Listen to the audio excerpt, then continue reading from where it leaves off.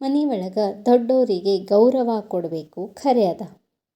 ಆದ್ರೆ ಕೆಲವೊಂದು ಸಿಚುವೇಶನ್ ಒಳಗೆ ಈ ಸಣ್ಣವರು ಕೂಡ ಸರಿಯಾದ ಡಿಸಿಷನ್ ಮಾಡಿರ್ತಾರೆ.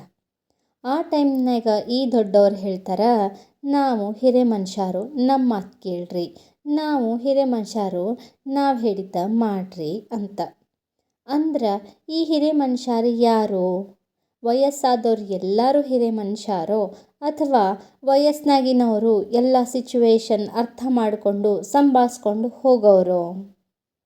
ಒಪ್ಕೊಳ್ಳೋಣ, ಈ ದೊಡ್ಡವರು ಅವರ ಜೀವನದಾಗ ಬೇಕಾದಷ್ಟು ಅನುಭವ ಪಟ್ಟಿರ್ತಾರೆ, ಪಾಠ ಕಲ್ತಿರ್ತಾರೆ, ಅದನ್ನು ನಮಗೆ ಹೇಳ್ತಿರ್ತಾರ ಅಂತ.